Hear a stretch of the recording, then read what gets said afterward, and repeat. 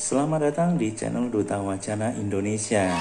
Kali ini saya ingin berwacana mengenai hal yang sering dibicarakan para anak muda dalam memilih pekerjaannya, yaitu terkait dengan apakah nanti setelah mereka tidak bekerja di perusahaan tersebut, apakah mereka mendapatkan dana pensiun atau tidak, atau bagaimana nasib mereka ketika nanti mereka sudah tidak bekerja lagi. Nah, itulah kenapa saya sangat tertarik untuk mendiskusikan ya, ataupun mewacanakan gitu persoalan ini. Pada dasarnya setiap orang itu bisa memiliki dana pensiunannya masing-masing gitu. Jadi tidak hanya pekerja, kalau di sini biasanya mungkin orang PNS seperti itu ya. Tapi pada prinsipnya dana pensiun itu diperoleh oleh setiap karyawan itu berasal sumbernya itu adalah dari karyawan itu sendiri. Jadi dari gajinya itu dipotong, kemudian diinvestasikan oleh perusahaan. Biasanya perusahaan akan menggandeng sebuah lembaga lain, atau mungkin dia mendirikan lembaga sendiri yang biasa kita sebut dengan dana pensiun. Jadi lembaga dana pensiun ini mengelola dana-dana yang disisihkan oleh karyawan-karyawan kemudian diinvestasikan. Seperti itu. Nah, ketika kita sudah memahami gitu ya konsep dasarnya tadi itu, dan kita bisa mencermati gitu, seharusnya kita itu bisa menyiapkan pensiun kita sendiri gitu.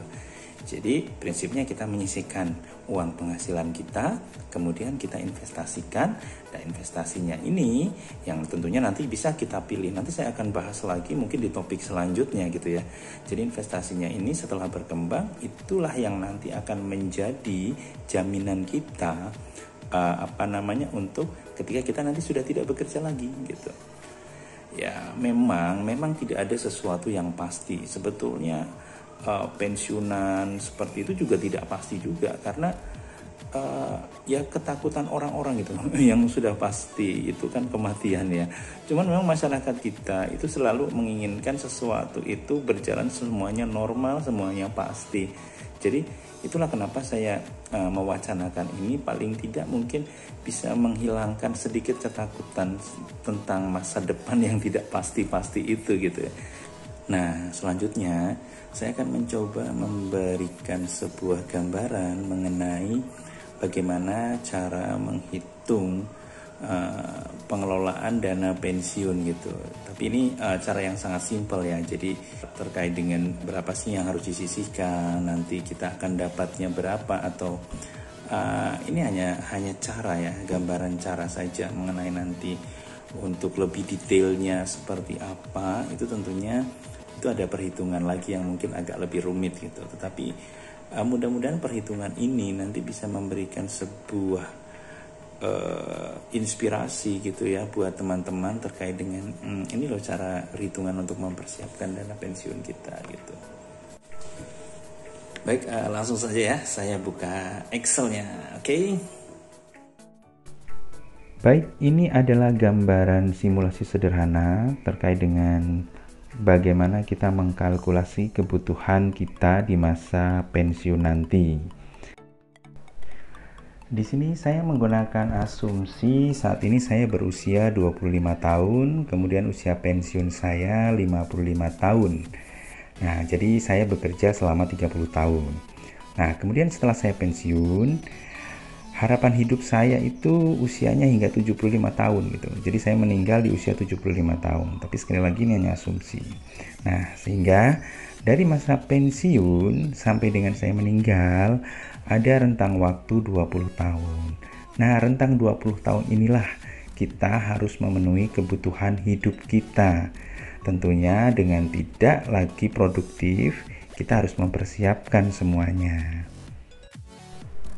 Untuk menentukan biaya hidup saya di masa pensiun nanti, saya menggunakan pendekatan biaya hidup saya saat ini. Karena agar ya kualitas hidup saya di masa pensiun tidak turun terlalu jauh dari kualitas hidup saya pada saat ini. Nah, biaya hidup saat ini saya asumsikan adalah 2.500.000. Kemudian dengan tingkat inflasi ya kurang lebihnya 5%. Sebetulnya inflasi kita saat ini di bawah 5%, tapi ini saya ambil pahitnya saja. itu dengan tingkat inflasi 5%, maka biaya hidup pada saat masa pensiun saya nanti itu adalah kurang lebih setara dengan 10.800.000. Jadi nilai uang 2.500.000 saat ini itu sama dengan 10.800.000 di masa yang akan datang. Jadi kalau saat ini kita dengan uang 2.500.000 bisa membeli 2,5 gram emas logam mulia, maka ketika nanti kurang lebihnya 30 tahun lagi, maka 10.800.000 harusnya minimal juga bisa untuk membeli emas 2,5 gram. Jadi itu ya logika yang dibangun. Setelah kita mengetahui biaya hidup masa pensiun per bulan, maka dalam 1 tahun kita tinggal kalikan 12 saja, yaitu biaya hidup masa pensiun per tahun menjadi 129 juta rupiah. Ketika dalam 1 tahun kebutuhan biaya hidup kita dalam masa pensiun adalah 129 juta, maka total biaya hidup kita semasa pensiun adalah 129 juta dikalikan dengan 20, yaitu 2,5 miliar kurang lebihnya. Wow, ini memang angka yang besar ya, apalagi ketika kita lihat angka 2,59 di masa saat ini gitu. Tentunya angka 2,5 miliar ini bukan angka yang harus disiapkan saat ini ya gitu ya. Tetapi ini adalah angka yang nanti harus kita capai pada saat usia kita sudah pensiun, atau kalau di sini usia 55 tahun. Nah, bagaimana caranya? Nah, inilah yang paling penting. Kita harus mengetahui bagaimana caranya mencapai angka 2,5 miliar itu. Salah satu cara yang digunakan untuk mencapai angka tersebut adalah dengan investasi. Di sini saya memberikan beberapa alternatif investasi ya. Di sini saya susun investasinya yang mungkin cukup masuk akal begitu ya. Ada emas Antam gitu ya, nilai investasinya 50 juta. Nah, jangka waktunya 25 tahun.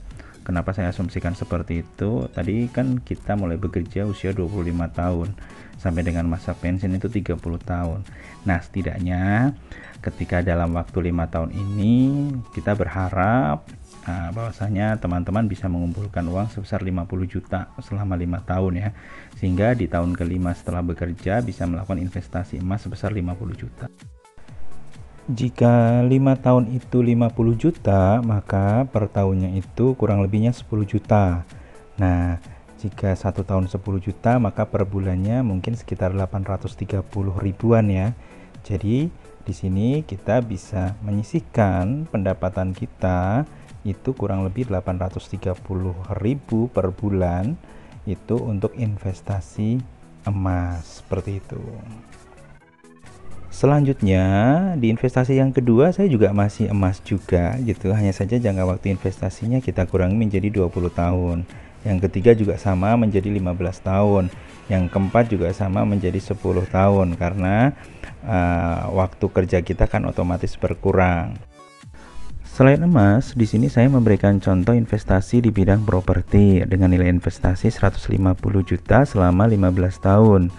Dengan kenaikan nilai investasi per tahun sebesar 15%, maka saya memperkirakan nilai investasi saya untuk di bidang properti sebesar 1,2 miliar. Nah, dari investasi yang tadi sudah kita susun, ternyata perkiraan nilai investasinya sudah mencapai 2,6 miliar pada saat kita pensiun nanti, atau ketika kita di usia 56 tahun atau 55 tahun lah, seperti itu. Ini merupakan perhitungan matematis ya, secara matematis ini. Apabila kita memiliki jenis investasi yang seperti saya sebutkan tadi, diharapkan ketika pada masa pensiun kita sudah lebih terjamin hidupnya. Namun demikian, kalau untuk terkait dengan properti, tentunya ini properti yang bukan untuk Anda tinggal ya, ini di luar Anda tinggal. Jadi Anda harus memiliki juga yang untuk Anda tinggal, seperti itu. Sekali lagi, ini adalah perhitungan matematis ya. Pada faktanya bisa saja semuanya akan berubah, tidak seperti yang tertulis di dalam kertas gitu. Bisa jadi investasinya akan naik tinggi untuk emas, atau untuk properti kenaikannya ada sisi maturity-nya gitu. Jadi tidak selama 20 tahun 15%, terus itu juga mungkin tidak terjadi juga seperti itu gitu. Di luar dua jenis investasi yang sudah saya sebutkan tadi, tentunya masih banyak instrumen investasi lain yang bisa dijadikan media untuk investasi masa pensiun, seperti saham, sukuk, obligasi, dan instrumen investasi lainnya. Demikian wacana saya kali ini. Sekali lagi, ini hanya sebuah wacana saya. Ada baiknya silahkan Anda pakai, tidak ada silahkan Anda tinggalkan. Sekali lagi, ini hanya wacana. Tetaplah menjadi pembelajar karena apa yang Anda dengar belum tentu benar. Salam Duta Wacana Indonesia.